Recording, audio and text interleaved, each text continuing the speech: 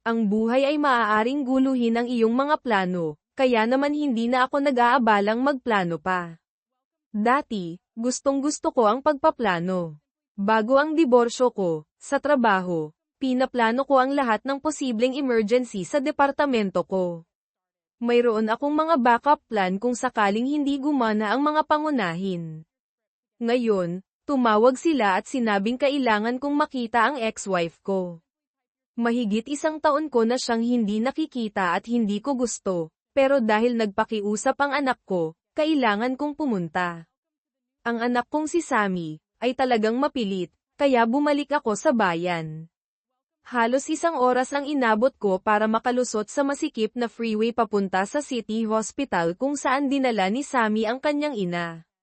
Nagpark ako at umasa na hindi ako magtatagal doon. Sa information desk, nalaman ko na 2 araw nang nasa ospital ang ex-wife ko, na 2 araw na. Dinala ako ng nurse sa kanyang kwarto, pero sabi niya, tulog pa raw ito. Anong nangyari sa kanya? Tanong ko. Ang asawa mo, panimula niya. Pinutol ko, ex-wife. Napaka-ex-wife, sabay ngiti. Ngumiti rin ang nurse, pero seryoso ang kanyang tingin. Dad, seryoso. Nakikipag-flirt ka sa nurse habang nasa ospital si mom, sabi ng anak ko sa likod ko. Syempre hindi. Sammy, sabi ko. Kung nakikipag-flirt ako, seryoso, dapat nagtanong na ako. Sumulyap ako sa nurse. Bonnie, sabi niya. Oh, bagay sa'yo ang pangalan na yan, sabi ko. Itinulak ako ng anak ko sa kwarto ng kanyang ina, sinira ang masaya naming sandali. May 4 na kama ang kwarto at ito ang pinakamalungkot na lugar na napuntahan ko, sa ospital man o saan pa man. Terrible ang kwartong ito, ano, sabi niya. Nagkibit balikat ako. Dad, nandito siya dahil wala siyang health insurance. Hindi siya may dagdag ni Darren sa plan namin. Ang tanging taong makakagawa nito ay nawala ang kanyang boses. Sammy, honey, mahal kita ng higit pa sa kahit sino. Gagawin ko ang halos lahat para sa'yo, pero kailangan mong maintindihan na hiwalay na kami ng mama mo. Ginawa ko ang lahat ng sinabi ng judge, pero hindi lahat ng gusto niya. Mahinang sabi ni Sammy, tumayo kami sa tabi ng kama. Tinitingnan ang natutulog na babae. Hindi niya gusto ang diborsyo, alam mo. Mahinang sabi ni Sammy, mahal ka pa rin niya, kahit ngayon. Gusto ng mga tao sa impyerno ng ice water, sabi ko ng malamig, pero naroon sila dahil sa mga ginawa nila. Hiwalay kami ng mama mo dahil sa ginawa niya noong kasal pa kami. Alam ko ang ginawa niya, sabi ni Sammy. Naroon ako. Pero hindi ko maiwasang isipin na nababagay pa rin kayong dalawa. Mahal na mahal ka niya, Dad. Tingnan mo siya, nagkakawatak-watak na siya. Hindi maganda ang pagtanda ng ilang tao, sabi ko ng malamig. Siguro kailangan niyang alagaan ang sarili niya. Kailangan niya ang kanyang asawa, bulyo ni Sammy. Kailangan niya ng pagmamahal at pag-aalaga. Kaya siya nanghihina. Gin-icing mo ako para dito, sabi ko nang may pangungutya. Sino ang asawa niya? Mayroon ka bang kahit kay-titing na awa? Tanong ni Sammy. Hindi mo alam ang awa, sagot ko. Pinagtiisan ko siya ng maraming taon, binigyan ko siya ng mga pagkakataon, pero hindi niya kayang kalimutan. Dad, hindi mo ba gusto ng isang taong makakasama habang buhay at mag-enjoy sa buhay? Naranasan ko na yan. Sabi ko ng may cap-aton. Akala ko, nahanap ko na ang taong yun, sapat na ang pagmamahal ko sa kanya para isantabi ang pride ko at subukang ayusin ang mga bagay, kahit noong nalaman ko ang ginagawa niya, pero hindi niya kayang kalimutan. Kayang magmahal ng ilang babae ng 2 lalaki ng sabay, sabi ni Samantha, at kayang tanggapin ng ilang lalaki yun. Sumagot ako, pero hindi ako, bakit ba ako nandito? Nandito na ako simula nang dinala namin siya, sabi ni Samantha. Kailangan ko lang magpahinga para umuwi, maligo, magbihis, at para makita ang asawa ko. Binantayan siya ni Darren kahapon, pero hindi niya gusto si Mom. Dati, gusto niya hanggang sa tumigil ako. 3 pamilya ang halos nawasak dahil sa 2 taong magulo. Sabi ko, siguro, nababagay sila. Wala ka bang awa? Tanong ni Samantha. Minsan, hindi ko mahanap ang puso ko, sagot ko. Dinurog niya yun, hindi ka pa ba nakaganti? Tanong ni Samantha. Dinurog mo na ang espiritu niya, ano pa ang gusto mo? Hindi ako nakaganti. Sabi ko, lumayo ako, hindi ko pa rin maintindihan, sabi ni Samantha, hindi kayong taong basta na lang umaalis. Ang dami kong hindi maintindihan sa 2 taon na ito simula nang magdiborsyo, gaya ng ano, tanong ko. Hinati natin ang lahat maliban sa bahay, hindi kasi makatwiran, sabi niya, hindi gusto ni Mom ang anumang bagay na iyon, gusto lang niya ikaw at parang dapat mas marami kayong pera kaysa sa mayroon kayo. Sinuri ng abogado ng mom mo ang lahat ng ating pinansyal. Nagkibit balikat ako, kaya dad, bakit nagmamaneho ka ng customized Mustang na sinasabi ng asawa ko na nagkakahalaga ng at least $50,000 samantalang hindi man lang kayang bumili ng kotse ni Mom? Tanong niya. Siguro, mas maganda ang credit ko, sabi ko. Anyway, uupo ako dito at maglalaro sa iPad ko habang natutulog siya ng ilang oras. Papagpahingahin kita, honey. Sana, hindi siya magising. Kung magising siya, tatawagan kita agad. Ano ba ang sakit niya? Dad, na-diagnose si Mom na may malubhang sintomas ng depresyon. Umiinom pa nga siya ng gamot para doon. Sa hindi malamang dahilan, ininom niya lahat ng gamot niya ng sabay. Kailangan pa siyang ipa-stomach pump. Hindi rin siya kumakain ng maayos, at sobra siyang umiinom ng alak. Pagod at dehydrated siya. At hindi pa rin namin alam kung aksidente niyang ininom lahat ng gamot o may ginagawa siya, sabi ni Sammy. Kaya, malamang na hindi na siya madyay gising, tama, tanong ko, sabay ngiti. Tama, sabi ni Sammy, pero dad, kung magising siya, maging mabait ka sana sa kanya para sakin, okay? Okay, Sammy, sabi ko. Hinalikan ako ng anak ko sa pisngi at lumabas ng kwarto. Umupo ako sa silya sa tabi ng kama at kinuha ang iPad ko. Sinimulan kong baklatin ang librong binabasa ko, pero mabilis akong nawalan ng atensyon sa libro dahil bumalik ang isip ko sa 2 taon na ang nakalipas noong nagsimula ang lahat. Gumagawa tayo ng mga kakaibang bagay para sa ating mga anak. Noong maliit pa si Sammy, gusto niyang gumawa ng mga kakaibang halo ng candy. Mahal na mahal ko siya. Kaya kakainin ko ang anumang ginawa niya at sasabihing napakasarap. Minsan, inimbita niya kami sa hapunan. Masaya, pero hindi pa rin marunong magluto si Samantha, sobrang tuyo ng roast. Panay ang refill ni Darren sa inumin ko, siguro alam niyang hindi masarap ang roast.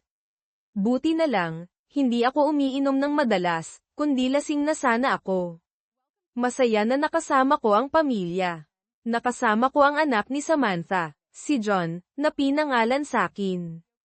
Napakagiliw niya at hindi siya nagkakamali sa paningin ko. Ang pinakasulit ay noong sinabi ni Sam at Darren na buntis ulit siya. Darren, anong ginagawa mo sa anak ko? Biro ko. Pinag-uusapan namin ang mga karaniwang paksa kapag nagdadalang tao ang ating mga anak. Gusto namin ang pangalang Elizabeth kung babae, bilang pagpupugay sa nanay ni Darren. Iminungkahi ko ang Peter kung lalaki, bilang pagpupugay sa tatay ni Darren, na nagustuhan niya. Pagkatapos, nagbago ang lahat. May apo ka nang ang pinangalan sa'yo, sabi ni Erica. Hayaan mo namang iba ang pumili ngayon. Anong nasa isip mo? Tukso ko. Hulaan ko, Erica para sa babae. Eric para sa lalaki. Sa totoo lang, naiisip ko ang Randall, sabi niya. Tatawagin natin siyang Randy. Maganda ang Randall James Dillon. Biglang nagbago ang mood. Tiningnan ako ni Samantha. Hindi ako sigurado tungkol dyan, sabi niya. Mas gusto ko ang mungkahi ni Dad, hindi ba, Darren? Hindi pa ako tinitingnan ni Darren, nakangiti pa rin siya, iniisip na matutuwa ang kanyang tatay kung may apo siyang pinangalan sa kanya. Tumango lang siya. Inabot ni Erica ang kamay ko, pero mariin ko itong inilayo. Hindi napansin ni Samantha ang reaksyon ko. Anong masasabi mo, Dad? Tanong niya ng malamig. Sumagot ako, sa tingin ko, ang pagpapangalan sa kanya ay kasing laking pagkakamali ng ginawa ng nanay mo. Nakakita ka na ba ng isa sa mga eksenang iyon sa mga pelikula o sa TV kung saan lahat ay nasa isang party na nagkakasiyahan? May mga taong sumasayaw, tumutugtog ang musika, may mga taong kumakain at umiinom at nagtatawanan saan man. Pagkatapos, may ginagawa ang isang tao na talagang katangahan at biglang humihinto ang lahat at lahat ng ulo ay lumilingon sa kanila. Karaniwan, tumitigil ang musika, at nakaririnig ka ng tunog na parang sumasabit ang karayom sa isang lumang record sa parehong oras. Well, ganoong klaseng sandali iyon. Sa tila isang oras ngunit marahil ay hindi hihigit sa ilang segundo, walang nagsalita. Pagkatapos, binasag ni Darren ang katahimikan sa isang diplomatikong paraan. Tiningnan niya ang kanyang relo at sinabi, "Wow, kailangan ko na talagang matulog. May maaga akong meeting bukas. Salamat sa magandang gabi, Darren," sabi ko. "Mahal kita, Sammy." Pagkatapos, tumayo ako at naglakad papunta sa pinto. Habang binubuksan ko ang pinto, tinawag ako ni Samantha. "Dad, anong problema sa'yo?" tanong niya. "May nakakalimutan ka ba? Halika rito at yakapin ako, Sammy," sabi ko. "Kailangan ko nang umalis dito. Hindi ako makahinga." Ang tinutukoy ko ay si Mom, nakangising sabi niya. "Akala ko ba hindi ka umiinom? Darren, ano ba ang ipinupuno mo sa baso ng tatay ko buong gabi?" "Pepsi ito, sweetheart," sabi ko, bagaman, sa ngayon, kailangan ko ng alak. "Anong problema sa'yo?" tanong ni John. Lumapit sa akin si Erica. Inabot niya ako ulit at sa pagkakataong ito ay lumayo ako sa kanya nang napakalinaw na nakita ng lahat. "Pag-uusapan natin ito pag-uwi natin, honey," sabi niya. "Wala tayong gagawin," sagot ko. "Babalik ako sa bahay ko. Wala akong ideya kung ano ang ginagawa mo o kung saan ka pupunta, pero hindi kasama ako." "Sandali lang," sabi ni Samantha. "Galit ka kay Mom dahil hindi niya gusto ang pangalang naisip mo." Nanlaki ang mga mata ni Erica at bigla niyang nalaman na alam ko. "Hindi, honey," sabi ko, "hindi ako galit o nagagalit, sa wakas ay nagkamalay na ako. May mga pagkakataon na may ginagawa ang mga taong nagmamahal sa'yo na nakakasakit sa'yo at hinahayaan mo na lang. May mga pagkakataon na nagdurusa ka ng tahimik dahil iniisip mo na kung malampasan mo lang ang maliit na bagay na ito, makakapagpatuloy ka at magiging mas mabuti ang mga bagay sa huli, pero may mangyayari na magpapalam sa'yo na nagdusa ka at gumawa ka ng mga konsesyon para sa wala. Minsan, may mga bagay na hindi kayang kalimutan." Lahat ng tao sa kwarto ay nakatingin sa akin maliban kay Erica. Alam na niya ang sinasabi ko. "Dad, wala kang sense," sabi ni Samantha. "Sammy, gusto ng nanay mo na pangalanan mo ang apo ko sa lalaking mahal niya sa nakalipas na 15 taon, ang lalaking nakarelasyon niya. Nalaman niya ilang araw na ang nakalipas na kamakailan lang siyang namatay. Sinusubukan niyang panatilihing buhay ang kanyang alaala sa apo ko." Parehong tiningnan ni na Samantha at Darren si Erica, na bumagsak sa sahig at tahimik na humihikbi. "Sobrang sorry ako, John," sabi niya. Tapos na ng higit sa 5 taon. Sinusubukan kong maging pinakamahusay na asawa na posible sa'yo." "Bakit natapos, Erica?" tanong ko. "Dahil sobra akong nagkasala," sabi niya. "Alam kong mali ang ginagawa ko, kaya tinapos ko ito. Hindi ba natin ito mapag-uusapan muna? Una sa lahat, hindi ito isang affair. Minsan lang tayo nagkikita sa isang taon, at hindi pa tayo laging nakikipagtalik. At pagka-uwi ko, lagi nating nagagawa ang pinakamagandang pagtatalik na nagawa natin. Tapos na ito matagal na. Mahal kita, John. Kailangan nating pag-usapan ito. Hindi mo maintindihan. Hindi ito kasing sama ng iniisip mo. Mas masahol pa kaysa sa iniisip mo, Erica," sagot ko. "Siguro kapag tapos na ang diborsyo, sasabihin mo sa isang tao ang totoo, pero sawang-sawa na ako sa pagsisinungaling mo."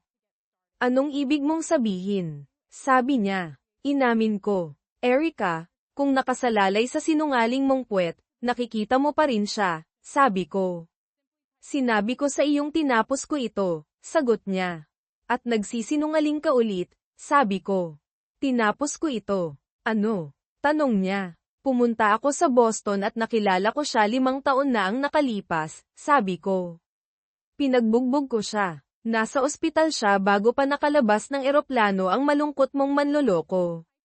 Kinuha ko ang telepono niya, at nakuha ko ang lahat ng text mo. Marahil ay gagamitin ko ang mga iyon bilang ebidensya. Sinabi ko rin sa kanya kung sino ako at ipinaalam ko sa kanya na sa susunod na lumapit siya sa iyo, iyon na ang huling araw niya sa planeta. Sinabi ko sa kanya na ipapaalam ko rin sa kanyang asawa ang tungkol sa inyong dalawa. Sinabi ko sa kanya na kung susubukan niyang makipag-ugnay sa iyo sa anumang kadahilanan, kahit na simpleng pagkakaibigan, babalik ako. Kaya hindi ka nagtapos ng anuman, Erica. Ginawa ko, John. Humihingi ako ng paumanhin, sabi niya. Nagkamali ako. Naguluhan ako. Ito ay isang pagkakamali. Pasensya na rin, Erica, sabi ko. Nagkamali rin ako. Naguluhan din ako. Nagkamali rin ako. Nagkamali ako sa pagsisikap na iligtas ang gulong kasal na ito. Ginawa ko ito para kay Sammy. Hindi ko gustong harapin niya ang paghihiwalay namin hanggang sa lumaki na siya. Naguluhan din ako. Nakikita mo, naisip ko na marahil, sa paglipas ng panahon, dahil mahal kita ng labis, malalagpasan natin ito. Nagkamali ako. Sa halip na tapusin ang peking ito, talagang sinubukan kong pagtrabahuhan ito, ngunit hindi bababa sa ikaw ay tama, honey. May tinapos ka. Mula sa unang segundo na binanggit mo ang kanyang pangalan ngayong gabi, tinapos mo ang aming kasal. Lumabas ako ng bahay, sumakay sa kotse, at nagmaneho palayo.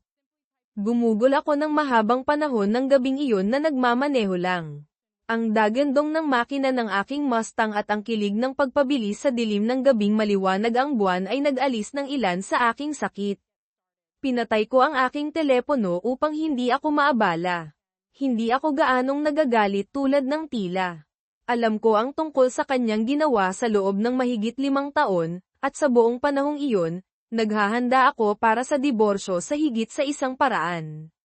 Si Erica ay marahil ay mas nagulat sa gabing ito kaysa sa akin, una dahil wala siyang ideya na alam ko ang tungkol sa kanyang relasyon, at pangalawa dahil natuklasan lamang niya ng gabing iyon kung bakit ito natapos. Lumipad siya sa Boston para sa isang kumperensya, ang parehong isa na pinupuntahan niya taon-taon. Nag-book siya ng isang silid sa hotel na lagi niyang tinutuluyan. Ang kumperensya ay isang araw na seminar na lagi niyang sinasabi sa akin na 2 araw. Pagkatapos ng kumperensya, nakipaghapunan siya kay Randall. Umupo sila roon sa restaurant na nag-uusap sa isa't isa hanggang sa magsara ang restaurant. Binanggit pa niya ako ng ilang beses. Pagkatapos, nang magsara ang restaurant, nagpalitan sila ng isang napakagandang halik, at bumalik siya sa kanyang silid. Si Randall ay lumabas sa parking lot at sa kanyang kotse upang magmaneho pa uwi. Pagdating ni Randy sa kanyang kotse, nakaupo ako sa hood. Uy, akin iyan, sabi niya. Pasensya na, sabi ko. Mali para sa mga tao na abalahin ang mga bagay na hindi pag-aari sa kanila, hindi ba, Randy? Lubos akong sumasang-ayon, sabi niya. Huwag nating pag-usapan ang tungkol sa mga hubcap, Randy. Pag-usapan natin ang tungkol kay Mary, ang iyong asawa, na sa ngayon ay naghihintay sa iyo sa iyong bahay sa Sycamore Street. Marahil ay huli na para sa akin na pumunta doon upang makipag-usap sa kanya sa ngayon. Dapat siguro akong maghintay hanggang bukas upang bisitahin siya. Tatawag ako ng pulis, sabi ni Randy. Kinuha ko ang aking telepono at sinubukang iabot ito sa kanya. Randy, maaari kang tumawag ng pulis kahit kailan mo gusto. Salita ko laban sa iyo, at sa alinmang paraan, matatalo ka dahil sa paanuman sa lahat ng ito ang katotohanan na ginugugol mo ang iyong oras kasama ang aking asawang si Erica habang ang iyong sariling matapat na maliit na asawa ay naghihintay sa bahay para sa iyo ay lalabas. Namutla ang buong mukha ni Ray. Hindi ako ang uri ng tao na nagbabahagi, Randy, sabi ko. Sa tingin ko ay nagkamali ka, sabi niya. Kilala ko si Erica, ngunit hindi kami gumugol ng anumang oras na magkasama. Tiningnan niya ako at nakita niya kung gaano kaseryoso ang aking mukha. Okay, naghapunan kami ngayong gabi. Ang ilan sa mga bagay na natutunan namin sa komperensya ay kawili-wili, at pareho kaming gustong may makausap tungkol sa mga ito, ngunit iyon lang. Walang nangyari. Nawala lang kami ng oras. Well, sabi ko. Pinag-alala mo ako. Ngumiti siya sa akin na parang natutuwa siya na nilinaw namin ang lahat. Sinuntok ko siya sa mukha ng buong lakas ko. Bumagsak siya na parang isang bowling pin. Pagkatapos ay tumayo siya at nagsimulang tumakbo. Inihagis ko ang kanyang hubcap at tinamaan siya sa mga binti. Nadapa siya dito at bumagsak na naman. Sinunggaban ko siya at sinimulang bugbugin siya ng walang awa. Nang matapos na ako, ang kanyang mukha ay naging pulp. Talagang pinag-alala mo ako, Randy, sabi ko. Sa isang sandali, naisip ko talaga na hindi ko siya malalampasan. Alam ko na ang hapunan lang ang ginawa mo ngayong gabi. Nandyan ako. Paano ang nakaraang taon, o ang taon bago iyon? Gaano nakatagal ito? Marahil 15 o 20 taon. Sputtered siya sa kanyang mga sugatang labi. Tapos na, Randy, sabi ko.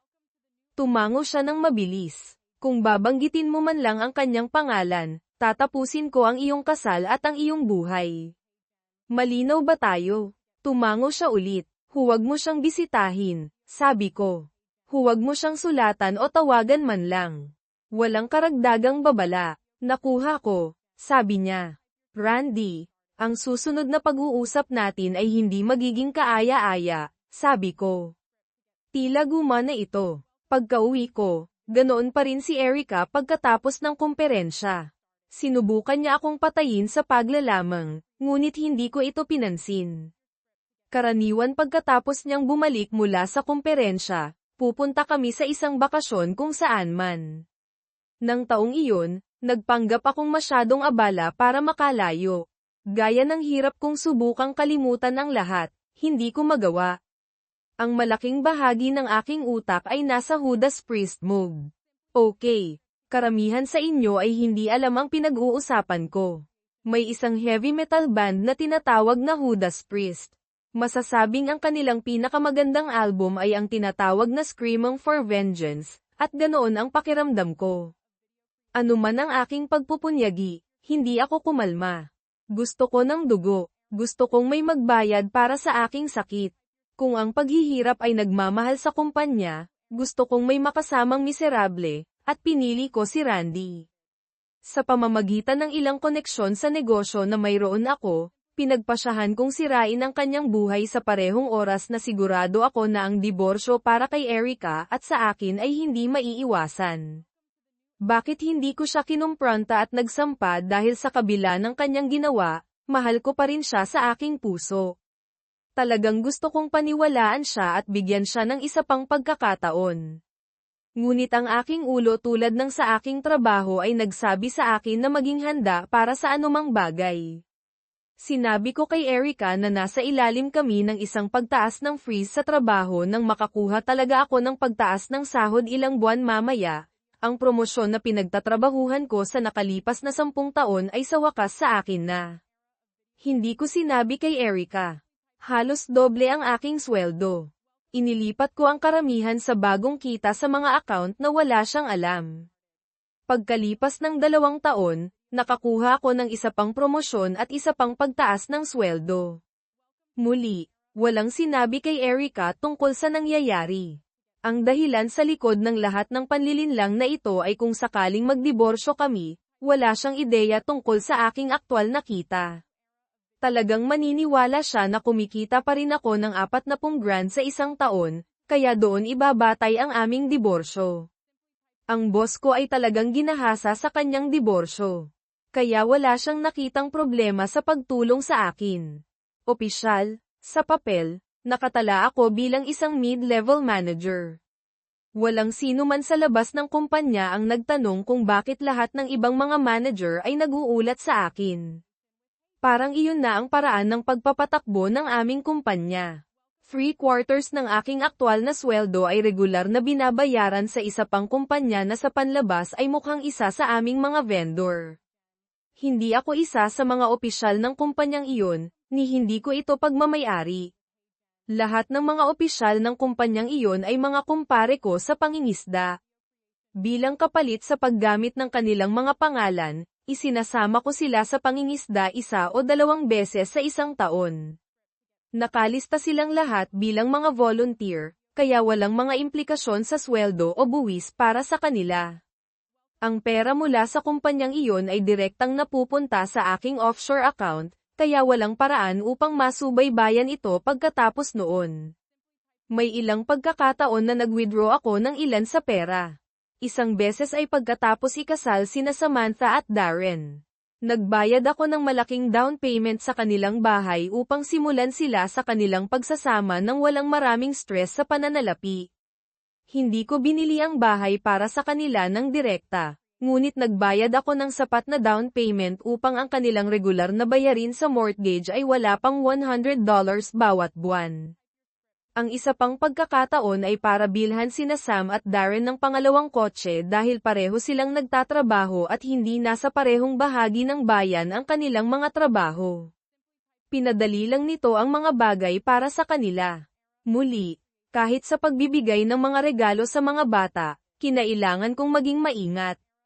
Ang paraan na pinamamahalaan kong ibigay sa kanila ang kanilang bahay at ang pangalawang kotse ay talagang gumana sa aking pabor at pinahintulutan akong bigyan si Erica ng mas kaunting pera. Ang pera para sa kanilang bahay ay sinasabing nagmula sa pagkuha ko nito mula sa aking retirement package. Nangangahulugan iyon na sa kaso ng diborsyo, wala akong halos anumang bagay sa aking retirement account para makuha ni Erica ang kanyang sakim at mandarambong na mga kamay. Upang makuha ang pera para sa kotse, ako ay naglabas ng utang, na lalo pang nagpababa sa aking disposable income, kaya mas mababa ang maibibigay ko kay Erica. Isa sa mga magagandang bagay tungkol sa aking sitwasyon ay ang pagtatrabaho ni Randall sa manufacturing. Dalubhasa siya sa pag-inspeksyon ng mga castings. Ang aking kumpanya ay nakabase rin sa manufacturing. Pagmamayari namin ang maraming direct-to-factory manufacturing concerns sa buong bansa. Mayroon akong kaibigang Pai na nakatira sa Boston. Ipinasuri ko siya kay Randy ng regular. Sa bawat pagkakataon na makakuha siya ng trabaho, nakikipag-usap ako sa isa sa aming mga account exec. Kung mayroon kaming account sa kumpanya na pinagtatrabahuhan ni Randy, isa sa aking mga kaibigan ang nakikipag-lunch sa isang taong nagtatrabaho doon, at natanggal si Randy. Kung wala kaming account sa bagong kumpanya ni Rai, kumuha kami ng isa, pagkatapos ay natanggal si Randy. Nagpapanatili ako ng spreadsheet sa aking computer na nakatuon sa pagsubaybay kay Randy at sa lahat ng kanyang mga kapighatian. Ang ilan sa mga ito ay hindi ko man lang ginawa. Pagkatapos ng ilang sandali, ang reputasyon ni Randy sa komunidad ng manufacturing ay napakasama na hindi na siya makapag-interview para sa isang trabaho. Bago pumanaw si Randy, ang kanyang mga huling trabaho ay sa landscaping o day labor. Ang kanyang kapighatian ay nagdulot din ng pinsala sa kasal ni Rai. Ang kanyang asawa ay bumalik sa trabaho upang tumulong sa pagsuporta sa pamilya. Hindi ko siya ginalaw o ang kanyang karera dahil wala akong laban sa kanya. Ginawa ko rin ang aking makakaya upang matiyak na nakukuha ng mga anak ni Randy ang lahat ng nararapat sa kanila. Ako mismo ang nagpasok sa kanyang anak na babae sa law school. Gumawa ako ng scholarship para lamang sa kanya at ibinigay ito sa kanya. Siyempre, natapos ang scholarship sa taon na nakuha niya ang kanyang degree. Ang scholarship ay nagdeposito rin ng buong halaga sa isang account. Hindi rin niya malalaman kung saan nanggaling ang pera. Ang kanyang mga grado ay mahusay, at nakatanggap siya ng ilang mga bonus sa kanyang panahon sa paaralan mula sa kanyang mga mahiwagang benefactor. Ang katotohanan na hindi niya kayang suportahan ang kanyang pamilya at halos hindi siya nag-ambag sa kanilang pagpapanatili ay mahirap para kay Randy. Siya ay isang mapagmataas na tao at nais na maging self-sufficient at isang provider. Ang pagtuklas na hindi siya alinman ay nakasakit sa kanyang pagmamataas. Nagsimula siyang uminom at sa paglipas ng panahon ay naging obsessive dito. Bilang papuri sa kanya, hindi siya kailanman naging marahas o mapang-abuso sa kanyang asawa o sa kanyang anak na babae, ngunit sa pagtatapos, siya ay isa lamang anino ng lalaking dating siya. Tiningnan ko rin ang mga pagbabago na idinulot ng aking mga aksyon sa akin. Ako rin ay hindi na ang lalaking dating ako noong una kong matuklasan ang panloloko ng aking asawa. Ako ay palaging isang mahinahon at madaling pakisamahan na tao. Ako ay naging bukas at tapat sa halos buong buhay ko, ngunit ang trauma ng pagtuklas na ang babaeng mahal ko ay ipinagkanulo ako ng regular at patuloy ay nagpawalang bisa sa akin.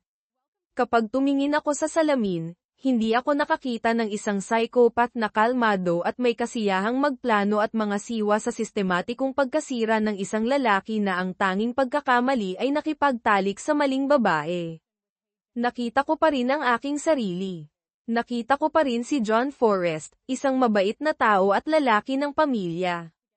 Hindi ba't ang isang kontrabida ay dapat magkaroon ng ilang uri ng makikilalang mga traits noong unang panahon? Lahat ng masasamang tao ay nagsusuot ng itim na sombrero. Siguro dapat kong ipagpalit ang aking Mustang sa isang itim. Ngunit kahit na nagtataka ako tungkol sa mga bagay na iyon, nagpatuloy ako. Hindi ko mapigilan ang aking sarili. Ang aking sirang puso ay nangangailangan ng higit na paghihiganti kaysa sa paggaling. Ang aking kaluluwa ay sumisigaw para sa higit na paghihiganti kaysa sa pagpapatawad. Kahit na pinapanood ko ang buhay ni Randy na gumuho, pinapanood ko rin si Erica. Natuklasan ko na hindi ko na siya pinagkakatiwalaan. Ito ay isang kakilakilabot na bagay na hindi magkaroon ng pananampalataya sa babaeng ipinangako mong mamahalin at aalagaan magpakailanman. Ngunit iyon ang isa sa mga bagay na ginawa ng kanyang pakikipagrelasyon kay Randy sa akin. Sinira nito hindi lamang ang aming kasal kundi pati na rin ang aking kakayahang magtiwala ng lubusan sa sinuman. Kaya, sa loob ng buong 5 taon, habang dinudurog ko si Randy sa ilalim ng aking sakong, pinapanood ko rin si Erica at naghanda para sa aking diborsyo. Hindi tulad ng karamihan sa mga lalaki na may ilang araw o marahil ilang linggo upang subukang protektahan ang kanilang mga ari-arian, mayroon akong 5 taon upang maghanda. Orihinal kong pinlano ang higit pa doon. Si Erica, bagaman kumukupas, ay medyo disente pa rin noong nagdiborsyo kami. Binalak kong maghintay hanggang sa siya ay nasa ganap na pagbagsak, ngunit hindi nagawa ni Randy na magpatuloy ng kasing tagal ng naisip ko. Sa loob ng 5 taon, itinago at inilagay ko ang mas maraming pera hanggat maaari. Hindi ko kailangang mag-alala tungkol sa bahay na tinitirhan namin dahil hindi ito amin. Ang bahay ay nasa pamilya ko sa loob ng maraming henerasyon. Tumira kami doon dahil ang aking mga magulang, na buhay pa, ay hindi nangangailangan ng isang lugar na kasing laki niyon. Noong dumaan ako sa diborsyo, tiniyak kong alam ng mga abogado na pagmamay-ari ng aking mga magulang ang bahay at pinahintulutan lamang nila akong tumira doon ng walang bayad. Pagbalik ni Erica mula sa komperensya, nag-text siya kay Randy tungkol sa kung gaano siya nasiyahan sa kanilang dinner together at kung gaano kaganda ang halik. Sinabi rin niya sa kanya na miss niya ang mga panahong nagtalik sila, ngunit natutuwa siyang hindi ito nangyari ngayong taon.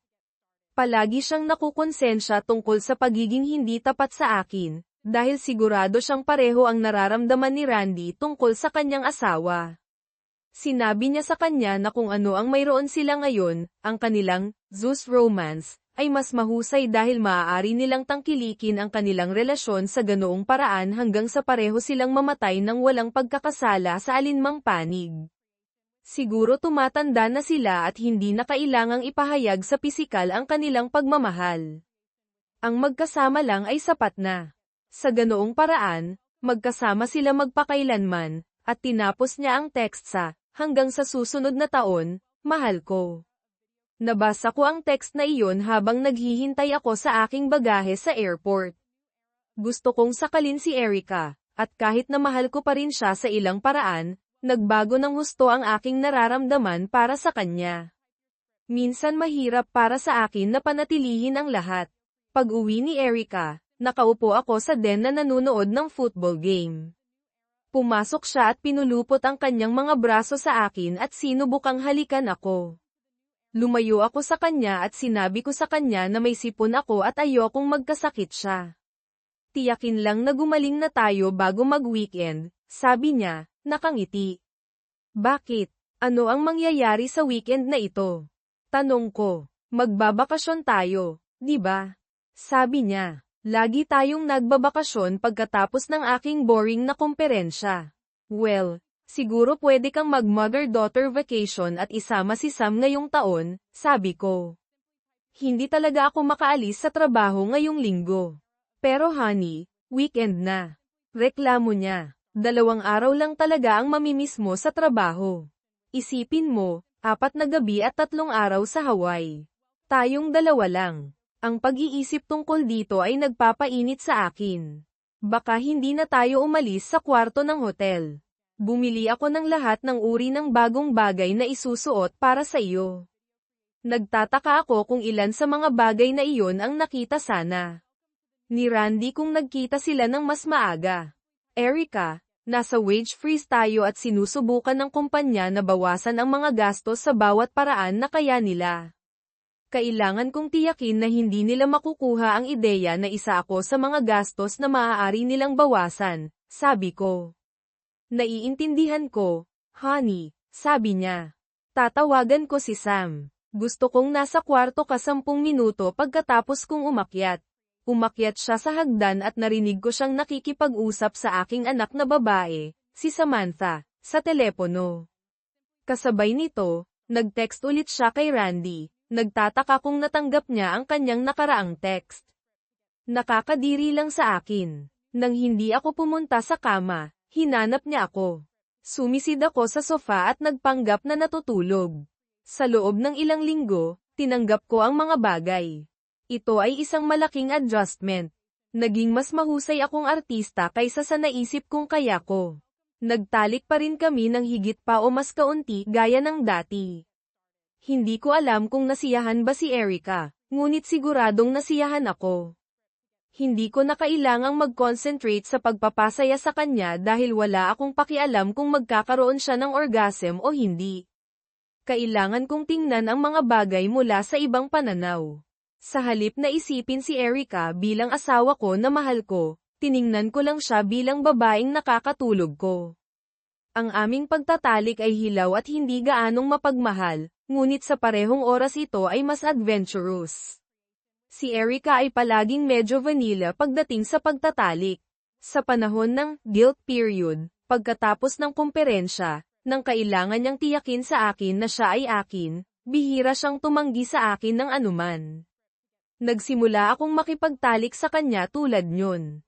Ito ang unang pagkakataon para sa amin, kahit na pagkatapos ng lahat ng mga taon ng kasal. Bago pa makapagprotesta si Erica at sabihin sa akin na hindi siya ang uri ng babae na gumagawa nyon, siya na. Sa susunod na taon, nang dumating ang oras ng kumperensya, pinanood ko siya ng mabuti, naghahanap ng senyales na nakikipag-ugnayan siya kay Randy. Sinuri ko ang kanyang phone account online upang tiyakin na hindi siya nakatanggap ng anumang tawag mula sa Boston area.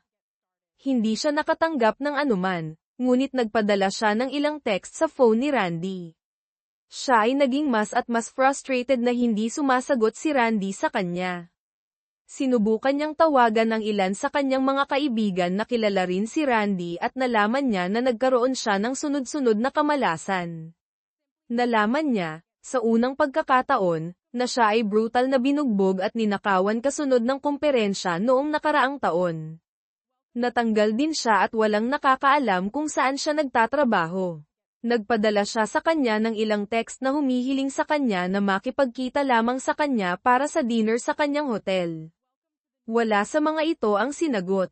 Ang kanyang huling pagtatangka ay nang kumuha siya ng isa sa kanyang mga kaibigan na kilala si Randy upang pumunta sa kanyang bahay at sabihin sa kanya na gusto niyang marinig mula sa kanya. Sinabi ni Randy sa kaibigan na hindi niya siya maalala at, dahil hindi na siya nagtatrabaho sa industriya, Walang nakitang dahilan upang makipag-ugnayan sa kanya, lalo na dahil hindi siya dumadalo sa kumperensya. Naduraj ang puso ni Erica. Sinabi niya sa akin na hindi niya kayang dumalo sa kumperensya ngayong taon. Pagkatapos noon, sinabi ko sa kanya na kailangan niyang pumunta. Pumunta siya bawat taon at nagtiis dito. Ang taong ito ay hindi dapat magkaiba kaysa sa nakaraang taon. Ano ang pagkakaiba? Tanong ko sa kanya ng direkta, kahit na alam ko na. Lumapag ang aking flight 2 oras pagkatapos ng kanyang flight. Pinanood ko siya buong araw at muntik ko nang masira ito. Hindi man lang nagpalipas ng gabi si Erica. Lumipad siya pauwi sa pagtatapos ng araw. Habang papunta siya sa airport, tinawagan ko siya at sinabi ko sa kanya kung gaano ko siya kamiss. Sinabi ko sa kanya na kailangan kong umalis sa bayan sa gabi, ngunit hindi talaga mahalaga dahil siya ay nasa kanyang kumperensya. Sinabi niya sa akin na hindi niya matagalan na magkahiwalay kami at lumilipad siya pauwi ng maaga. Siguro inaasahan kong susubukan niyang makipagkita sa ibang lalaki, ngunit hindi niya ginawa. Pumunta lang siya sa mga lektura at sa expo, at sa sandaling natapos na ito, lumipad siya pauwi. Sa sumunod na taon, sinubukan niya akong kumbinsihin na sumama sa kanya sa kumperensya para maipakita niya sa akin kung gaano ito kabagot. Pagkatapos noon, tumigil na lang siya sa pagpunta. Sa huling 2 taon, si Erica ay ganap na tapat sa akin. Paminsan-minsan, pinapanood ko siya mismo o kumuha pa nga ako ng pie sa loob ng ilang araw. Wala siyang ginawang anumang bagay upang pukawin ang anumang hinala. Kung hindi ko alam ang mas mahusay, iisipin ko na siya ang perpektong asawa, hindi bababa sa sinubukan niyang maging. Ang problema ay kapag nawala ang tiwala, hindi na babalik ang mga bagay sa dati. Kaya kapag nakaupo kami sa aming deck at nag-relax sa aming malaking swing, palagi akong nagtataka. Kung iniisip niya si Randy at kung paano tatagal ang kanilang pag-ibig hanggang sa isa sa kanila ang mamatay. Kapag gin-icing niya ako sa isang tamad na linggo ng umaga sa pamamagitan ng pag-o-oral sex sa akin, palagi akong nagtataka kung iniisip niyang ginagawa ito kay Randy. Bilang resulta, hindi ko na kayang ibigay muli ang aking puso kay Erica ng lubusan. Gaano man niya sinusubukang gawing romantiko ang mga bagay, palagi akong naghahanap ng ulterior motive. Sa nakalipas na 5 taon, si Erica ay isa lamang katulong na may mga benepisyo, at isang napakamahal na isa. Sa 2 taon bago ang diborsyo, madalas kong tinitingnan ang kanyang katawan. Minsan pakiramdam ko ay isang magsasaka na nag-iinspeksyon sa kanyang mga pananim. Yep, nagsisimula ng lumaylay ang kanyang mga suso, mapapansin ko. Hindi magtatagal, o makakakita ako ng ilang mga linya sa kanyang mukha. Nakarating na tayo, may isip ko. Erica, honey, sasabihin ko, kumain ka pa ng isang piraso ng cake. Crap, kumain ka ng malaki. Ayokong tumaba ako, sasabihin niya. Mahal kita, sasabihin ko sa kanya, kaya walang problema. Ngumingiti siya at yayakapin ako o bibigyan ako ng halik sa pisngi, na siyang papayagan ko.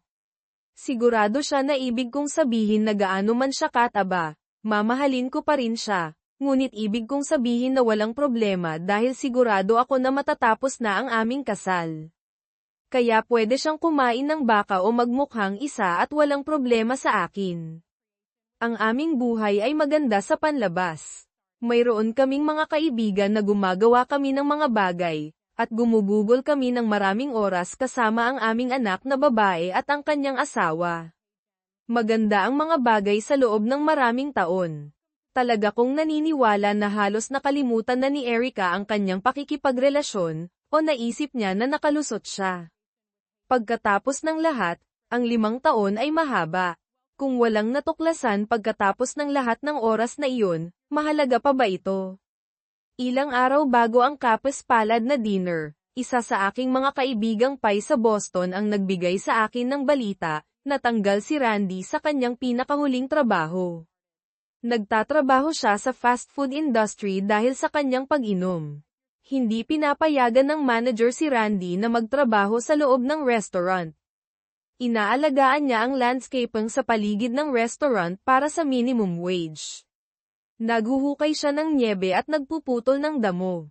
Sa ibang mga araw kailangan niyang magsuot ng costume na nagpapamukha sa kanya na clown mascot ng restaurant at magpaikot ng sign na nag-aanyaya sa mga dumadaang driver na kumain sa restaurant.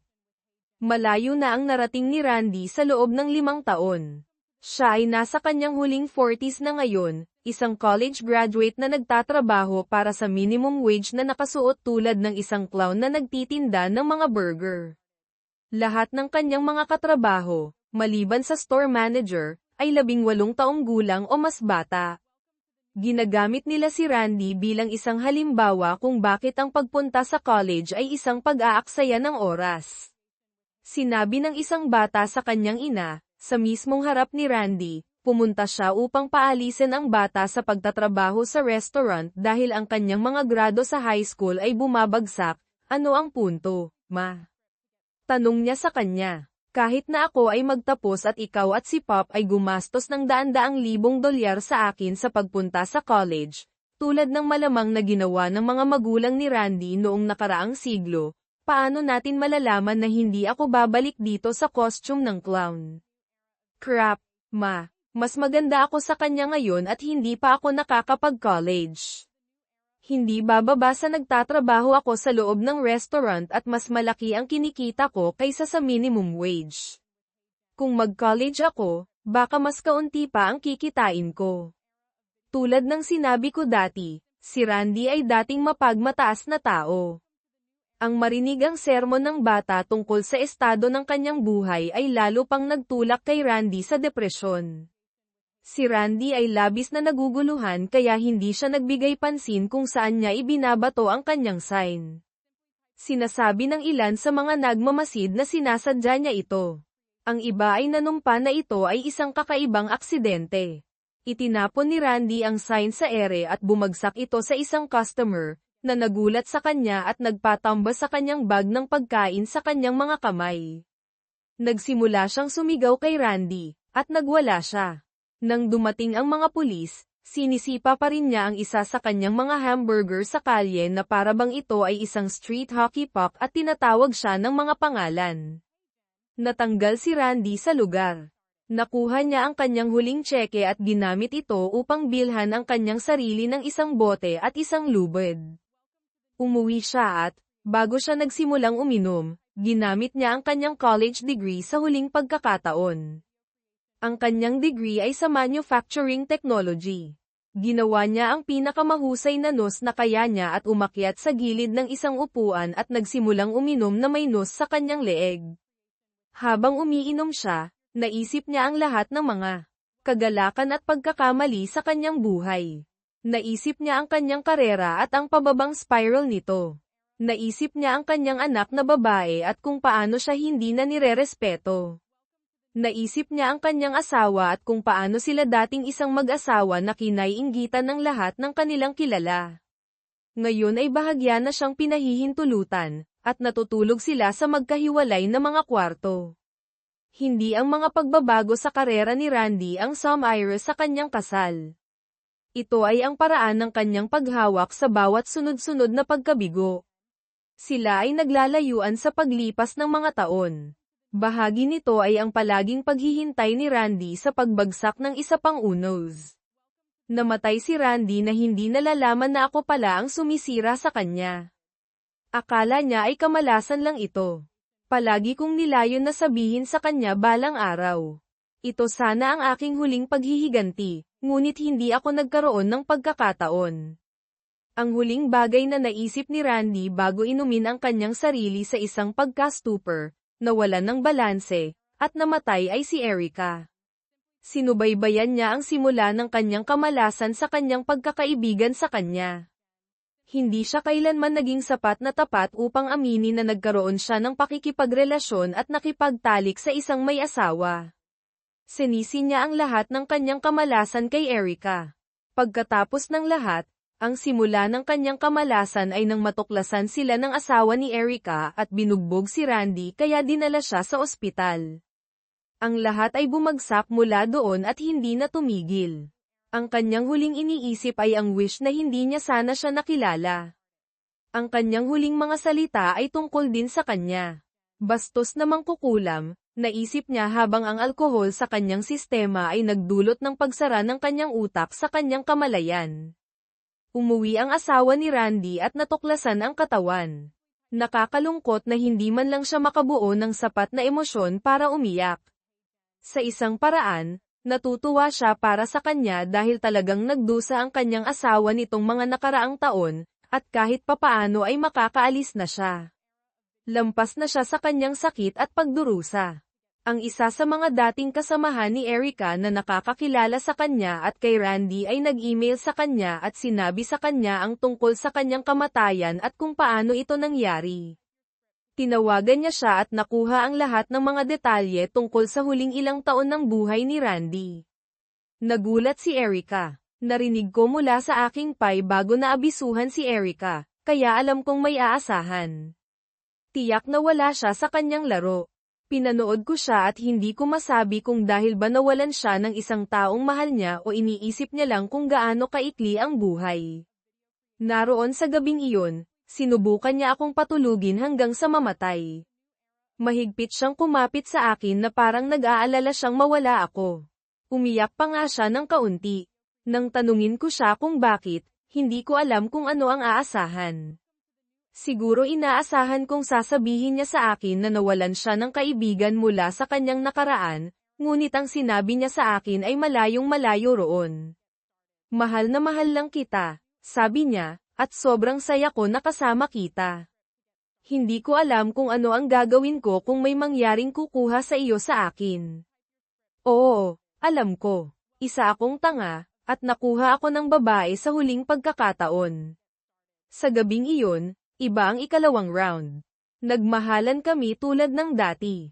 Ginawa ko sa kanya ang mga bagay na hindi ko nagawa sa loob ng maraming taon. Sa halip na hampasin siya na parang tambol at pagkatapos ay manood ng balita, matagal ko siyang hinalikan, niyakap, at ipinaalam sa kanya na mahal ko rin siya. Naniwala ako ng hanggal na naghihilom na ako at kaya ko siyang pagkatiwalaan muli. Para bang sa loob ng nakaraang 5 taon, sa wakas ay nagkaroon ng langib sa aking sugatang puso. Kinabukasan, habang naghahapunan kami kasama sina Sammy at Darren, hinawakan ko ang kanyang kamay habang kumakain kami, at nagbigay kami ng mga mapanabik na sulyap sa isa't isa. Tinanong pa nga kami ni Samantha kung bakit sobra pa rin kaming nagmamahalan pagkatapos ng lahat ng taon na magkasama kami.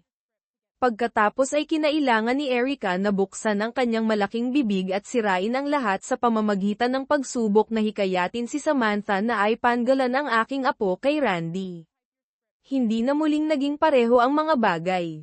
Gumugol ako ng mga taon sa paghahanda para sa sandali kung kailan mangyayari ang lahat ng ito, at alam ko noon kung bakit ang lahat ng ginawa ko kay Randy, ay hindi kailanman naging sapat.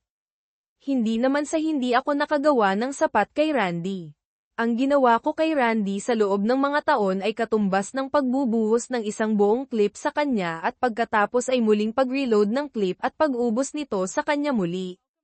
Ang problema ay hindi si Randy lamang ang responsable sa aking sakit.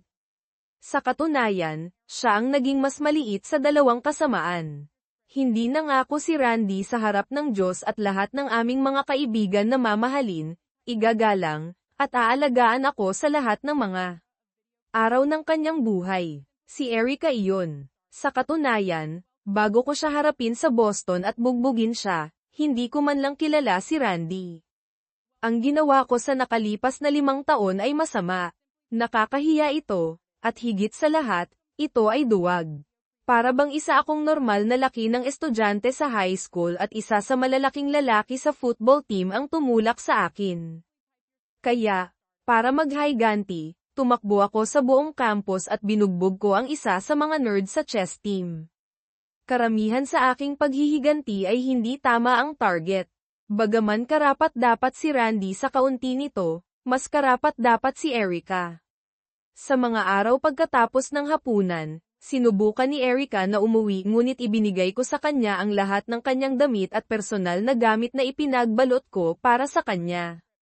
Noong unang gabi, Tinawagan niya ako at ayaw kong makipag-usap sa kanya maliban sa sabihin sa kanya na sa palagay ko ang darating na Sabado ay isang magandang araw para sa kanya upang pumunta sa bahay at kunin ang anumang mga kasangkapan o kagamitan na sa tingin niya ay karapat-dapat siya.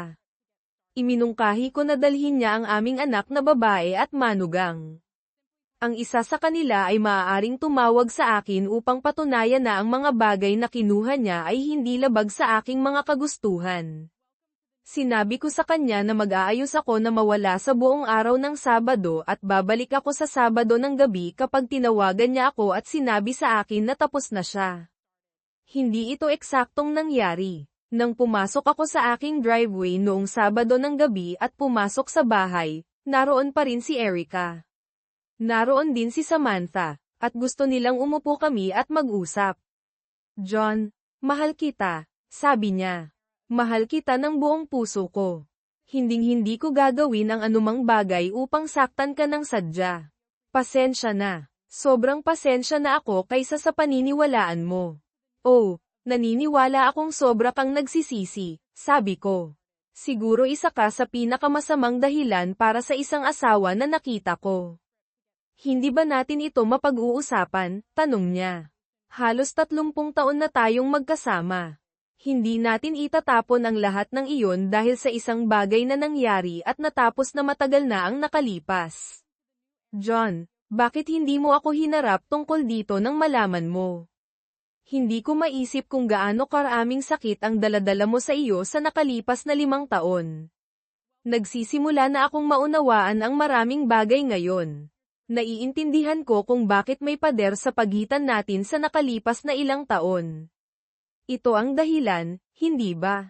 Bumantong hininga ako at tumango. At ang huling gabing iyon ay napakaganda, sabi niya. Ito ang pinakamagandang sex na nagawa namin. Nalaman mo siguro na namatay na si Randy at naisip mo na ang lahat ng ito ay nasa likod na natin hanggang sa binuksan ko ang bibig ko. Tumango ulit ako. John, maaari mo ba akong hayaang magsalita? Tanong niya. Kailangan ko talagang ilabas ito sa sistema ko. Alam ko na mali ang ginawa ko, ngunit tapos na ito sa loob ng maraming taon. At oo, alam ko na tinapos mo ito, at mayroon akong ilang mga katanungan na gusto kong sagutin mo kapag tapos na ako, okay? Erica, hindi ko kailangang makinig sa anumang bagay, sabi ko. Maaari kitang itapon palabas dito ngayon din. Hahayaan kitang magsalita, ngunit para lamang sa isang dahilan. Gusto kong matapos ang diborsyo na ito sa lalong madaling panahon upang makapagpatuloy ako sa aking buhay. Kung makikinig ako sa iyo ngayon, nasabi mo na ang sasabihin mo, kaya hindi ka makakapunta sa korte at sabihin sa kanila na hindi kita binigyan ng pagkakataong pag-usapan ang mga bagay. Kaya magsimula kang magsalita, ngunit una, may ilang mga bagay na gusto kong ipaliwanag mo habang nagsasalita ka, kailan nagsimula ito kay Randy, at bakit? Okay, John, 2010 na ngayon. Ikinasal kami noong 1980, kaya sa palagay ko nagsimula ito noong 1982, sabi niya. Kaya 28 taon na itong nangyayari, sigaw ko. Wala akong ideya na ganito katagal na. Sa palagay ko iba ang pagtingin ninyo ni Randy dito. Siguro binibilang lang niya ito mula noong nagsimula kayong matulog na magkasama. Tiningnan ko si Samantha, at tiningnan niya ang kanyang ina. John, walang pagkakataon na ang anak ni Samantha ay anak ng kahit sino maliban sa iyo, sabi niya. Ang kumperensya ay sa Hulyo. Ipinanganak si Samantha noong Enero. Hindi ito posible. Ngunit umasa ka, hindi ba, ako? Huwag mong sabihin sa akin na hindi pumasok sa isip mo ang posibilidad nito. Tiningnan ni Samantha ang kanyang ina, at hindi maganda ang ekspresyon sa kanyang mukha. Sammy, Anghel, mahal kita higit pa sa buhay ko mismo. Sa nakalipas na 5 taon, ikaw ang tanging taong lubos kong mapagkakatiwalaan. Karamihan sa puso ko ay sa iyo, baby, ngunit maaari ba tayong magpa-DNA test? Hindi na mahalaga kahit kay titing. Hinding-hindi kita pakikitunguhan o ang aking mga apo na iba. Kailangan ko lang patunayan ito, sabi ko. John, nasabi ko na sa iyo, panimula niya. Bakit ako dapat maniwala sa anumang sinabi mo? Tanong ko ng mahinahon. Mula sa simula pa lamang ng aming kasal, nagsinungaling ka sa akin. Sa buong panahon, dahil tapos na ang aming kasal, nangangahulugan ito na nagsinungaling ka sa akin sa buong kasal. Hindi, John, hindi iyon ganoon. Mahal kita, sabi niya. Mahal na mahal kita. Hindi mo lang naiintindihan. Kung gayon, magsimula kang magsalita, sabi ko sa kanya. Binibigyan kita ng oras para maintindihan mo ako, ngunit kailangan mong ibigay ang lahat ng iyong makakaya. Ito ang huling pagkakataon na magsasalita tayo nang hindi dumadaan sa mga abogado. John, hindi ka nagbibiro, sabi niya. Minsan lang ako nagloko sa iyo, at iyon ay maraming taon na ang nakalipas. Hindi ito nagkakahalaga ng pagtatapon ng 30 taon na magkasama. Sa nakalipas na 5 taon hindi ko nakita o narinig mula kay Randy. Pinarurusahan mo ako para sa isang bagay na natapos na matagal na ang nakalipas, sa palagay ko ay hindi iyon patas. Hindi ka nag-iisip ng diretso. Alam kong hindi ka, sabi ko. Alam mo na hindi ako ano, tanong niya. Alam kong hindi mo nakita o narinig mula kay Randy sa loob ng 5 taon. Sinubukan mo siyang kontakin 4 na taon na ang nakalipas, 1 taon pagkatapos ng huling kumperensya na ginugol ninyong magkasama. Sinubukan mong alamin kung kailan siya darating sa kumperensya para sa inyong taunang pagtitipon, ngunit hindi siya sumagot sa alinman sa iyong mga text. Sinubukan mong makipag-ugnayan sa kanya sa pamamagitan ng mga kaibigan. Sinabi ng mga kaibigan na hindi kanya maalala. Naalala niya, ngunit natakot siya. Alam niya na kung sasagutin kanya, bugbugin ko siya ng tuluyan hanggang sa mamatay, o mas masahol pa, sasabihin ko sa kanyang asawa at sisirain ko ang kanyang kasal. Kaya, alam mo na tapos na, sabi niya, na nakangiti. Paano ko malalaman iyon? Tanong ko. Ang huling bagay na ipinadala mo sa kanya 5 taon na ang nakalipas ay isang text message kung saan sinabi mo sa kanya na ang iyong pag-ibig ay tatagal hanggang sa isa sa inyo ay mamatay. Halos 5 taon pa lamang. Ngunit wait, patay na siya ngayon, hindi ba? Ngunit kung tutuusin, baka hindi ka naman nagsisinungaling. Talagang mahal mo siya para subukan mong ipanggalan kay Randy ang aking apo kay Sam, kahit na nagkakahalaga ito sa iyo ng aming kasal. Hindi, John, hindi mo naiintindihan, sabi niya. 2 taon pa lamang tayong kasal nang pumunta ako sa unang kumperensya na iyon. Nakilala ko si Randy doon, at siya ang pinakamabait na lalaki. Sobrang nami-miss kita, ito ang unang pagkakataon na nakalayo ako sa iyo. Paulit-ulit akong umaalis sa mga panayam para subukang tawagan ka, ngunit nagtatrabaho ka. Nagsimula kaming mag-usap ni Randy, at pinagaan niya lang ang loob ko. Sobra siyang katulad mo. Nang sumunod na taon, nagkita ulit kami, at mas naging malapit pa kami. Kumain pa nga kami ng hapunan na magkasama. Nag-usap kami at nagpatuloy kami sa pag-uusap hanggang sa itinapon nila kami palabas ng restaurant. Ayaw kong tumigil sa pakikipag-usap sa kanya, ngunit kailangan mong maunawaan, marami sa mga ito ay dahil sobrang katulad niya sa iyo. Hindi pa tayo masyadong nagtatagal na magkasama, at kung minsan kailangan kong magpatakbo ng mga bagay-bagay sa isang tao para makita kung paano ka magre-react sa kanila. Hindi hanggang sa ika-4 na taon na natulog kami na magkasama, at pagkatapos ay isang aksidente. Pareho kaming nakainom ng husto, at nauwi lang kami sa kama.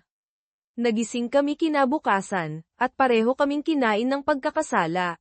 Halos hindi namin magawang magtinginan, hindi man lang kami nagpaalam. Nang sumunod na taon, ang ika-5 taon, medyo iniiwasan namin ang isa't isa, ngunit sa totoo lang, nami-miss ko ang kaibigan ko. Siyempre, buntis ako kay Sam noong taong iyon, kaya maliban kung inabot ni Samantha ng higit sa 1 taon para ipanganak, walang paraan na siya ang kanyang ama. Hindi man lang kami naghapunan o nag-usap noong taong iyon. Nang sumunod na taon, pumunta siya at sinabi sa akin kung gaano siya nagsisisi sa lahat ng nangyari 2 taon bago iyon. Sinisi niya ito sa kanyang sarili at sinabi sa akin na sa tingin niya ay handgal para sa amin na iwasan ang isa't isa dahil sa isang pagkakamali. Kaya, naghapunan kami, at sa totoo lang, sa loob ng mahigit 2 taon ay iniiwasan ko siya at pinapantasya ko kung ano ang pakikipagtalik sa kanya. Pareho kaming lasing, at gusto kong maalala kung ano ito. Kaya, sa puntong iyon, 6 na taon na ang nakalipas, at minsan lang kami natulog na magkasama, minsan, at pagkatapos ay isang lasing na bagay. Nang taong iyon, hapunan lang ang nangyari. Nang sumunod na taon, walang nangyari, ngunit mayroong kakaibang tensyon sa pagitan namin.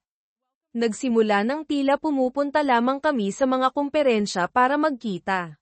Taong 8, para masira lang ang tensyon na iyon, nakipagtalik kami. Mas nagkasala ako tungkol doon. Sa nakalipas na 3 taon, iniiwasan ko siya at pinapantasya ko kung ano ang magiging pakikipagtalik kay Randy. Nakakakilabot ito. Mas masahol pa ito kaysa nakakakilabot, at nakakabagot ito. Alam mo na ang sex ay hindi talaga tungkol sa laki. Ngunit ang kagamitan ni Rai ay hindi talaga katumbas ng sa iyo sa mga tuntunin ng dimensyon. At mas masahol pa doon, sa palagay ko si Randy ay kasama na ang kanyang asawa sa loob ng napakatagal na panahon, at alam niya mismo ang mga bagay na gusto niya. Gayunpaman, hindi sila ang parehong mga bagay na gusto ko. Napagtanto ko noon na nakagawa ako ng isang malaking pagkakamali. Nang sumunod na taon, iniwasan ko ulit si Randy. Hindi ko ibig sabihin na hindi ako nakipaghapunan sa kanya o hindi nakipagtalik sa kanya, hindi ko man lang siya kinausap. Karaniwang nagtatago ako. Nagpunta ako sa kanya malapit sa dulo at nagpanggap na nakasalubong ko lang siya pagkatapos ko siyang hanapin ng matagal. Nagtanong ako sa kanya ng maraming tanong tungkol sa kanyang asawa at pagkatapos ay umalis ako. Nang sumunod na taon, John, 10 taon na kaming pumupunta sa komperensya na iyon. Naghihintay sa akin si Randy sa airport.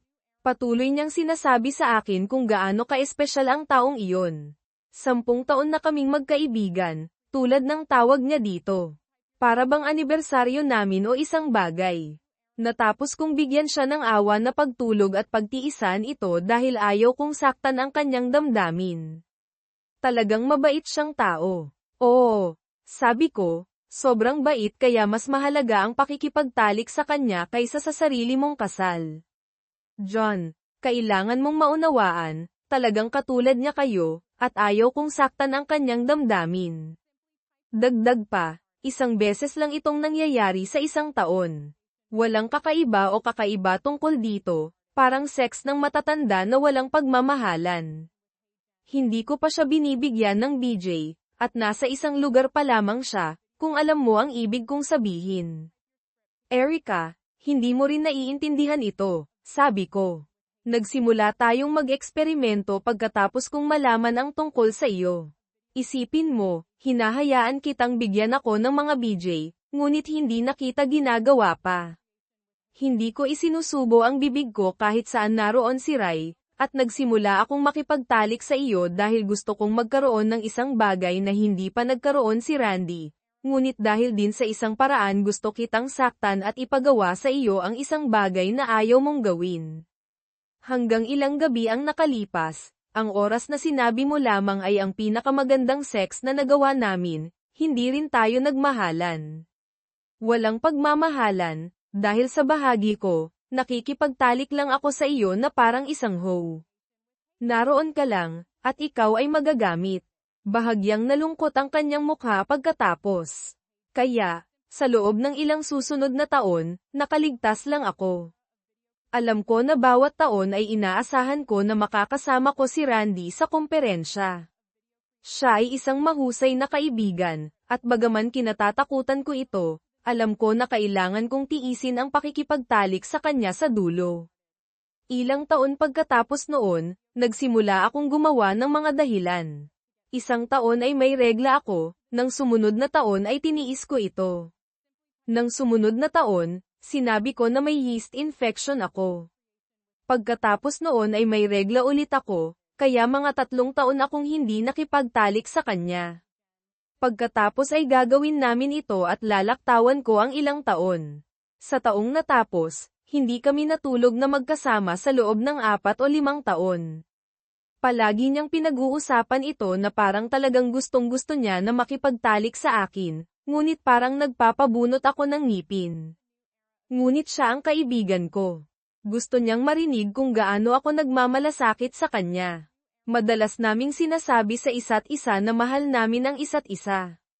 Hindi ko talaga naramdaman o ibig sabihin ang alinman doon, ayaw ko lang saktan siya. Kaya, pinili mong saktan ako sa halip, pag-alit kong sabi. John, paano ka nasaktan? Tanong niya. Mahigit 20 taon na itong nangyayari. Sa parehong 20 taon, malamang na nakipagtalik tayo ng literal na mahigit 2,000 beses, at nagustuhan ko ang lahat ng iyon. Sa kabuuan, nakipagtalik ako kay Randy siguro 8 beses sa pinakamataas, at kinasusuklaman ko ang bawat oras na naaalala ko pa. Kung naging kaso na inuna ko si Randy kaysa sa iyo, maiintindihan ko ito, ngunit hindi ito nangyari. Kung naging kaso na binigyan kita ng sloppy seconds o gumawa ng isang bagay para mapahiya ka, maiintindihan ko ito, ngunit hindi ito nangyari. Sobrang mahal kita para doon. Ito ay 1 beses sa 1 taon na nangyari sa napakalayong lugar kung saan nakatira kami na walang sino man na nakakakilala sa amin ang malapit, kaya walang paraan na napahiya ka sa pamamagitan nito. At kahit na ang taon na binugbog mo si Randy at tinapos ito, nagtatapos na ito sa sarili nitong. Dahil alam mo ang tungkol sa aking mga text sa kanya, malamang na alam mo rin na nag-usap kami sa hapunan tungkol sa kung gaano kabuti ang mga bagay, na hindi kami nakikipagtalik, nag-e-enjoy lamang sa kumpanya ng isa't isa. Matatapos na rin sana ang relasyon na iyon sa sarili nitong sa lalong madaling panahon. Hindi na ako makikipagtalik sa kanya. Iyon ang ibig kong sabihin sa, mas maganda kami nang walang pagkakasala. Sinusubukan ko lang siyang biguin ng madali. Naisip ko na ang relasyon ay natural na maghihiwalay nang hindi ko kailangang saktan ang kanyang damdamin. John, kailangan mong maniwala sa akin, mahal kita. Ikaw lamang ang mahal ko. Ang anumang ginawa ko kay Randy ay isang hanggal na pagkakamali na nagawa ko noon pa man, at hindi ko alam kung paano ito aalisin.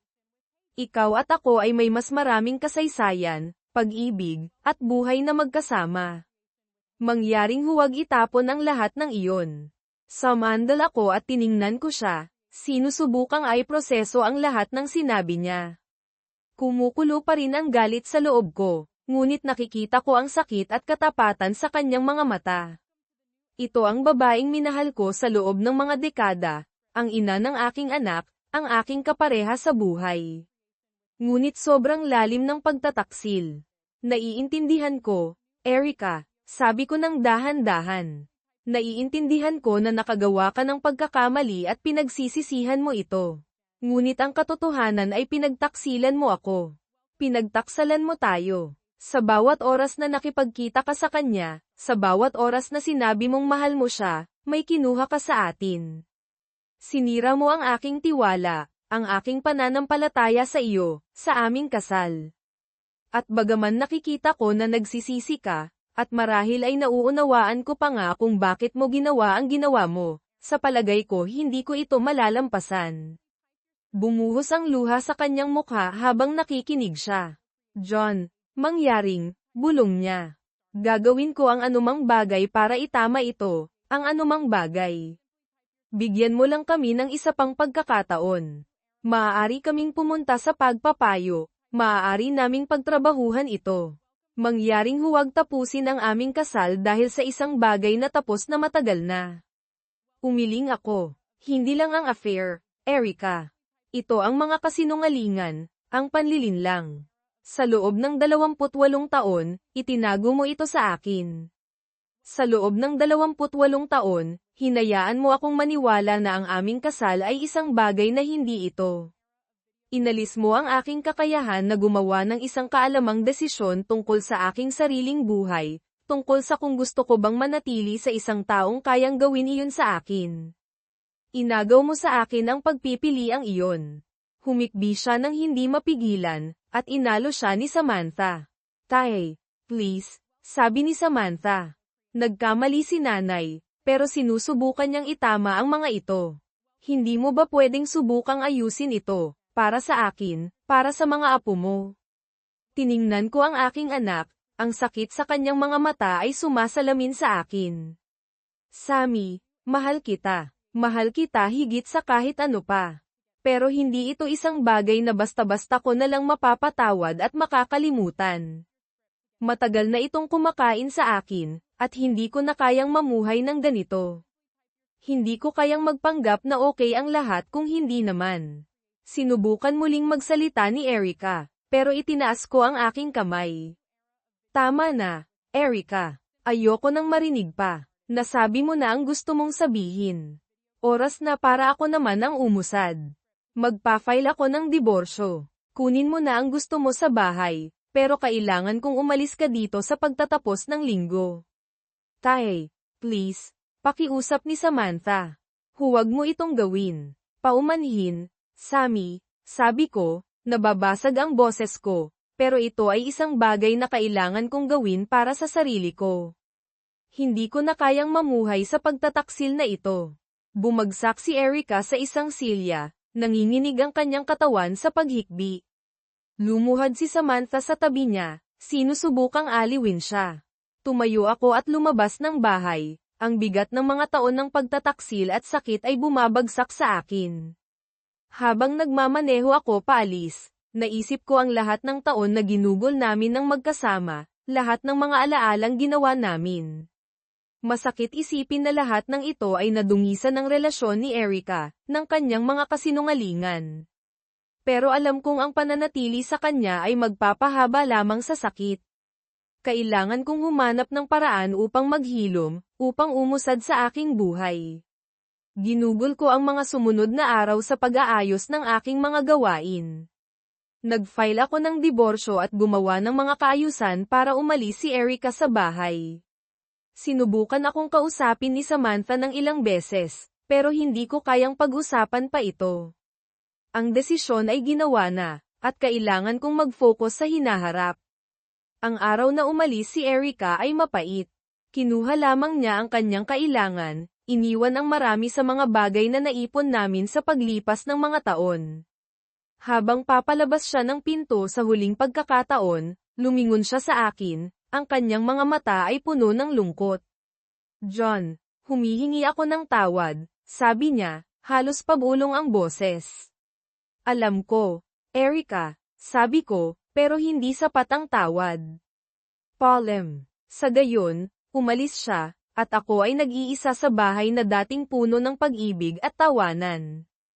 Alam kong ang daan sa hinaharap ay magiging mahirap, pero alam ko rin na kailangan kong humanap ng paraan upang muling itayo ang aking buhay, upang makahanap ng kapayapaan at kaligayahan muli. Sa mga sumunod na buwan, nag-focus ako sa aking sarili. Ibinuhos ko ang aking sarili sa aking trabaho, gumugol ng oras sa mga kaibigan, at nagsimula ring makipag-date muli. Hindi ito madali, pero dahan-dahan akong nagsimulang maghilom. Napagtanto ko na bagamat ang pagtataksil ni Erica ay naging mapaminsala, hindi nito ako tinukoy. Ako ay mas malakas kaysa rito at maaaring makahanap ng kaligayahan muli. Si Samantha ay kalaunan ay nakatanggap sa diborsyo. Mahal pa rin niya ang kanyang ina, pero naiintindihan niya kung bakit hindi ako maaaring manatili. Ang aming relasyon ay lumakas habang sinusuportahan namin ang isa't isa sa mahihirap na panahon. Sa huli, nakahanap ako ng kapayapaan sa pag-alam na ginawa ko ang pinakamabuti para sa akin. Binawi ko ang aking buhay at ang aking kaligayahan, at bagamat ang mga peklat ng pagtataksil ni Erica ay palaging naroon, hindi na nila ako kinokontrol. Ako ay malayang umusad at bumuo ng bagong kinabukasan, isang puno ng pag-asa at posibilidad. 5 taon na ang lumipas mula noong araw na iyon nang tuluyan akong lumayo kay Erica. Ginugol ko ang mga taon na iyon sa muling pagtatayo ng aking buhay, pero ang sakit at pagtataksil ay umalingaw pa rin sa aking isipan, lalo na pagkatapos ng nakakagulat na paghahayag na si Samantha ay hindi ko tunay na anak. Ang katotohanan ay lumabas sa isang mainit na pagtatalo kay Erica tungkol sa kasunduan sa diborsyo. Si Erica, sa isang sandali ng desperasyon, ay nasabi na si Samantha ay anak ni Randy. Kinumpirma ito ng paternity test. Ito ay mapaminsala. Ang babaeng minahal ko at pinalaki bilang aking sarili ay hindi sa akin sa biolohikal. Ang pagtataksil ay mas malalim pa, at ito ang huling patak. Si Samantha, sa kabila ng lahat, ay nanindigan sa kanyang ina. Hindi niya maintindihan kung bakit ako masyadong nagpupumilit na umusad. Para itong kutsilyo sa aking puso nang piliin niyang suportahan si Erica pagkatapos ng lahat ng nangyari. Sa huli, nagpa siya akong alisin si Samantha sa aking testamento. Hindi ito isang desisyon na ginawa ko ng basta-basta, pero naramdaman kong kailangan kong kontrolin ang aking buhay at ang aking pamana. Hinati namin ang aming mga ari-arian 50-50ths, kung saan kinuha ni Erica ang kalahati ng aming ipon at ilang personal na gamit. Itinira ko ang bahay, pero pakiramdam ko ay walang laman ito kung wala ang pamilyang akala ko ay akin, kaya ibinenta ko ito at lumipat sa isang modernong apartment sa lungsod. Mahirap ang paglipat, pero nakahanap ako ng kapanatagan sa aking trabaho at dahan-daang nagsimulang makipag-date muli. Sa isang business conference ko nakilala si Lisa. Siya ay isang hininga ng sariwang hangin, matalino, mabait, at tunay na interesado sa akin. Si Lisa ay may sariling matagumpay na karera bilang isang marketing executive, at ang kanyang kwento ng buhay ay nakakapagpabago ng isip ng walang mga komplikasyon na nagdulot ng pinsala sa aking sarili. Siya ay ikinasal na minsan, ngunit ang kanyang asawa ay pumanaw sa isang trahedyang aksidente. Sa kabila ng kanyang pagkawala, nanatili siyang optimistiko at puno ng buhay. Nagsimula kaming mag-date, at sa unang pagkakataon sa loob ng maraming taon, naramdaman kong buhay ako muli. Si Lisa ay may paraan ng pagpapalimot sa akin sa nakaraan at pagtutuon ng pansin sa kasalukuyan. Ang kanyang presensya sa aking buhay ay parang gamot na nagpapagaling, dahan-daang ginagamot ang mga sugat na iniwan ng pagtataksil ni Erica. Habang nakakahanap ako ng kaligayahan muli, ang buhay ni Erica ay lumala pagkatapos ng diborsyo. Lumipat siya sa isang maliit na apartment at sinubukang maghanap ng trabaho, pero ang kanyang depresyon at pagkakasala ay kumonsumo sa kanya. Nagsimula siyang uminom ng labis, at mabilis na lumala ang kanyang kalusugan. Ang bigat ng kanyang mga aksyon at ang pagkawala ng kanyang pamilya ay nagdulot ng matinding pinsala sa kanya. Ang mga pagtatangka ni Erica na makipag-ugnayan muli kay Samantha ay nakatagpo ng limitadong tagumpay. Si Samantha, bagamat sumusuporta sa kanyang ina, ay hindi lubos na maintindihan ang lalim ng mga aksyon ng kanyang ina. Ang tensyon sa pagitan nila ay lumago, at si Erica ay lalong nakaramdam ng paghihiwalay. Sinubukan niyang maghanap ng kapanatagan sa alkohol, pero itinulak lamang siya nito pababa sa spiral. Sa huli, nawalan ng trabaho si Erica at napunta sa welfare. Ang kanyang dating masiglang anyo ay naglaho habang nilalabanan niya ang kanyang mga demonyo ng mag-isa. Narinig ko mula sa mga mutual friends na ilang beses siyang na-hospital dahil sa alcohol poisoning at matinding depresyon. Nakakasakit marinig, pero hindi ko kayang makipag-ugnayan. Ang babaeng dating mahal ko ay sumira ng labis sa aking buhay, at kailangan kong protektahan ang aking bagong tuklas na kaligayahan. Si Samantha, sa kabila ng kanyang mga pagsisikap na tumulong, ay hindi mailigtas ang kanyang ina mula sa kanyang sarili.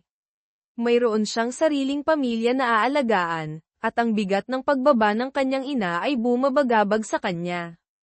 Ang pagkakagulo sa pagitan namin ay nanatili, pero nakahanap ako ng kapayapaan sa pag-alam na ginawa ko ang pinakamabuti para sa akin. Nagpakasal kami ni Lisa noong nakaraang taon. Ang aming kasal ay maliit at intimate, dinaluhan ng malalapit na kaibigan at pamilya. Ito ay isang araw na puno ng pag-ibig at pag-asa para sa hinaharap. Ang presensya ni Lisa sa aking buhay ay isang palaging mapagkukunan ng lakas at kagalakan. Bumuo kami ng bagong buhay ng magkasama, isang malaya sa mga anino ng nakaraan. Sa paglingon, natanto ko na ang mga taon ng sakit at pagtataksil ay isang kinakailangang paglalakbay upang dalhin ako sa puntong ito. Natutunan ko na ang pagpapatawad ay hindi palaging tungkol sa ibang tao, ito ay tungkol sa pagpapalaya sa iyong sarili mula sa mga kadena ng nakaraan. Bagamat hindi ko lubos na mapapatawad si Erica o makakalimutan ang kanyang ginawa, nakahanap ako ng paraan upang umusad at yakapin ang kaligayahang karapat-dapat sa akin. Ang pagbagsak ni Erica ay isang trahedya na nagpapaalala sa mga kahihinatnan ng pagtataksil at ang kahalagahan ng katapatan sa mga relasyon. Tulad ni Samantha, umaasa ako na balang araw ay maaari nating muling itayo ang ating relasyon, pero sa ngayon, nag-focus ako sa buhay na mayroon ako kasama si Lisa. Nagpapasalamat para sa pangalawang pagkakataon sa kaligayahan na ibinigay sa akin ng buhay.